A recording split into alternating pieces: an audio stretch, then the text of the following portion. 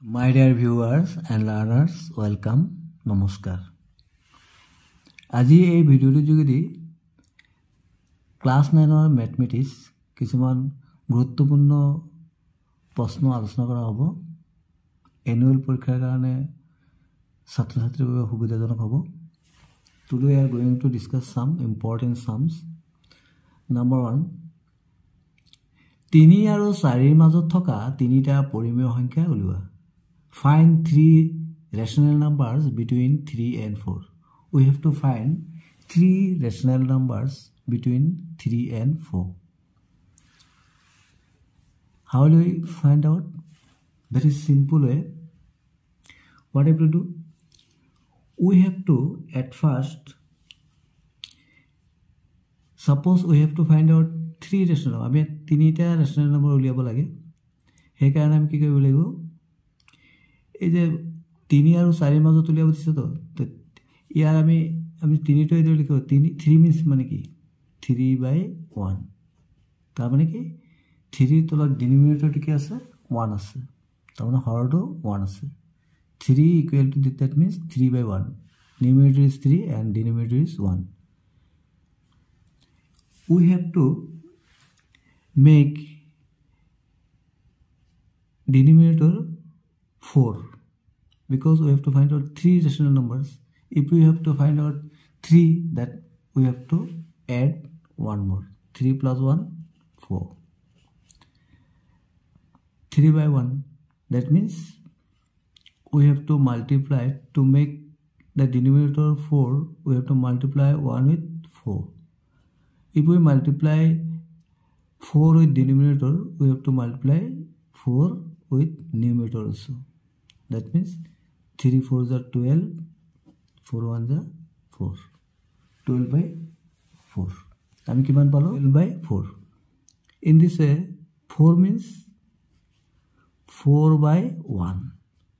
That means we have to make this denominator 4. So what you have to multiply with 1? 4. If we multiply 4 with denominator, we have to multiply 4 with numerator also.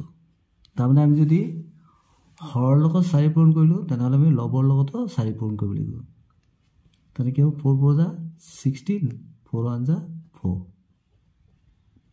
একেবাৰে easily কৰি দিছো আকৌ তাৰমানে কি কৰিব লাগে যদি আমাক তিনিটা উলিয়াব দিছে তো তিনিটা পৰিমেয় সংখ্যা হৈছে তেনেহলে আমি এক বেছি ধৰিব লাগিব 4 তাৰমানে কি আমি হৰটো 4 বনাব লাগে তাৰমানে we have to make denominator 4. Now I have got আমি কি পালো 14 between 12/4 and 16/4 এই দুটাৰ মাজত কি পাম আমি পৰিমেয় সংখ্যা 12 আৰু 16 মাজত কি পাম 13/4 14/4 15/4 তিনটা পাই গেল these three are the rational numbers between 3 and 4. Suppose in examination the question is suppose find a rational number between 3 and 4. যদি 3 আৰু 4 ৰ মাজত এটা পৰিমেয় সংখ্যা উলিয়াব দিয়ে তেনেহলে আমি একেবাৰে ইজি প্ৰসেছত কৰিব পাৰো কিদৰে কৰিব আমি তেতিয়া এটা ফৰ্মুলা আছে ফৰ্মুলাটো হ'ল কি r + s/2 তাৰমানে এটো হ'ল প্ৰথম সংখ্যাটো এটো হ'ল দ্বিতীয় সংখ্যাটো তাহলে আমি কিদৰে কৰিম 3 + 4 এদিকে দিছে ডিভাইড বাই 2 তো 4 লো 3 যোগ কৰি কোনা 7/2 যদি আমি এটা উলাব দিয়ে আমি এই ফৰ্মুলাত কৰিব পাৰো Let us take another example. Suppose find 3 rational numbers between 1 and 2 মানে 1 আৰু 2 ৰ মাজত থকা তিনিটা পৰিমেয় সংখ্যা নিৰ্ণয় কৰা আমাক যদি এটা উলাব দিয়ে suppose find a rational number between 1 and 2 তেনেহলে আমি এইদৰে কৰিম 1 একদম ইজি প্ৰসেস 1 + 2 তাৰমানে যি সংখ্যাটো এটা যোগফল ডিভাইডেড বাই 2 তাৰমানে কি হ'ল 3/2 but here we have to find out 3 rational numbers then how will you find out we have to find out 3 rational number 3 that means 3 + 1 we have to add one more তাৰমানে আমি তিনিটা যোগ লওঁতে এক যোগ কৰি আমি কি কৰিম 4 এই 4টো আমি কি বনাব লাগিব denominator or that means Har তেনেহ'লে 1 আছে 1 means কি 1 by 1 we have to make 1 this denominator 4 so we have to multiply 4 if we multiply 4 with the denominator we have to multiply 4 with numerator also that means 4 by 4 very simple next one is 2 that means 2 by 1 to multiply 4 again 4 to the 8 by 4 now between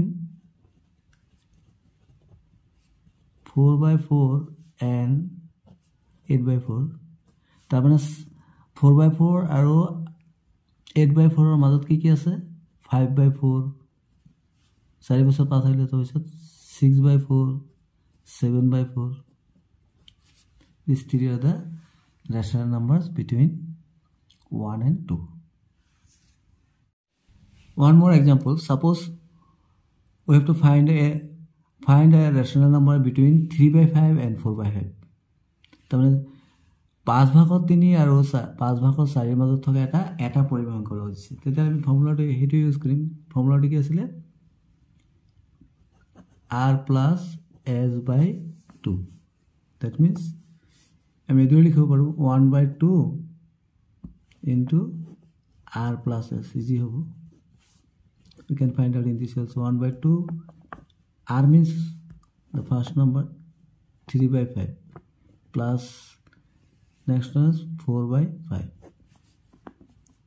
1 by 2 into LCM 5 LCM 5 we can write 3 plus 4 1 by 2 into 4 plus 3 that means 7 by 5 7 on the 7 5 to the 10 that means 7 by 10 is the rational number a rational number between 3 by 5 and 4 by 5 তাৰ মানে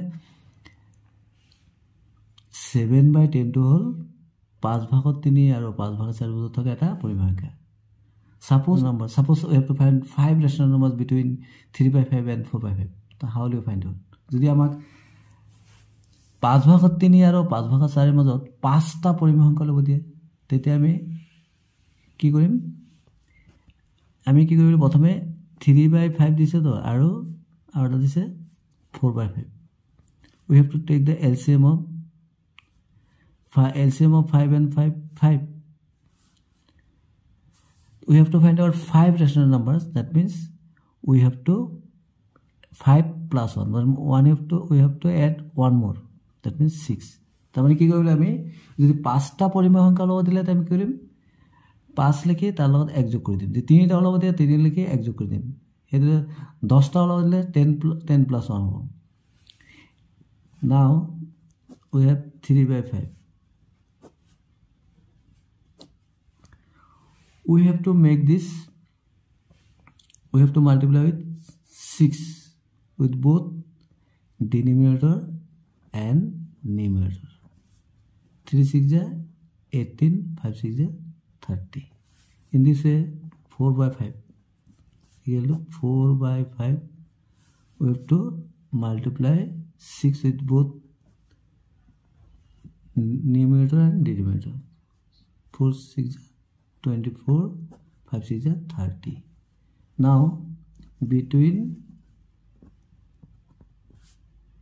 18 by 30 and 24 by 30 we have how many rational numbers after 18 19 by 30 20 by 30 21 by 30 22 by 30 23 by 30 these are the rational numbers between 3 by 5 and 4 by 5 one more important sum হৰণ কৰা x cube plus 1 of x plus 1 ৰে divide x cube plus 1 by x plus 1 we have to divide how do you divide x cube plus 1 we have to divide by x plus 1. What we have to multiply with x to make x cube? That means x লগত আমি কিমান পূৰণ কৰিলে x cube হ'ব? ইয়াত আছে power to 3, ইয়াত power to একো নাই মানে 1 আছে, তাৰমানে আমি কিমান পূৰণ কৰিব লাগিব? x square. We know that suppose x into x square, it will be x cube. ইয়াত power to 1 আছে আৰু multiply থাকিলে power to কি হয়? প্লাস হয়, 1 plus 2, তাৰমানে 2 plus 3. Then we have to write x square into x, that means x cube. Then plus plus plus. If we multiply x square with 1, we will get x square. আমি যদি এটা আমি কি কৰিব লাগিব? Minus কৰিব লাগিব। মাইনাস কৰিলে কি হ'ব? এটাটো ক্যান্সেল আৰু এটা কি হ'ব? মাইনাস প্লাস মাইনাস হৈ যাব। প্লাস থাকিলে কি হ'ব? তলৰটো যেতিয়া মাইনাস কৰিম তেতিয়া মাইনাস হৈ যাব। When you have to subtract, that means it will be minus. Plus becomes minus, minus become plus. Now we cannot subtract. I mean, 1 over to be minus kori bono aro. Tanhale ami ki korim? Eta minus thakile to yat le anim sign to change korim. Ki hobo? Plus hoy jabo. Yat kese upor to jeneka thake eneka thibo plus 1. We have here x. What you have to multiply with to get s square? X. X into x, s square. Plus a plus a plus x1 is x. Again, if we subtract, it will become minus. X square is cancel. It becomes minus. That means this minus, when you have taken it, minus become plus 1. Now x, we have x. So that means we have to multiply 1. X1 is x plus a plus 1 1 is 1. Remainder is 0. তাহলে ভাগ একটু কিমান পালো এতিয়া? 0 পাই গেল। ভাগ এক 0 হৈ গল, তাহলে reminder 0. That means x plus 1 equal to 0. That means roots will be x equal to plus, that will become minus. We can write px, that means minus 1 equal to, we have x cube plus 1. X means minus 1 cube plus 1. Minus 1 cube means minus 1 plus 1. 1 minus 1, 0. Remainder is 0. Thanks for watching, my dear viewers and learners. যদি আপোনালোকৰ ভিডিঅ'টো ভাল লাগিছে তেন্তে like কৰিব, share কৰিব আৰু মোৰ চেনেলটো যদি প্ৰথমবাৰ চাইছে তেন্তে সাবস্ক্ৰাইব কৰি ল'ব আৰু নতুন ভিডিঅ'ৰ নটিফিকেশ্যন সবতে পাই যাব। থ্যাংক ইউ সো মাচ।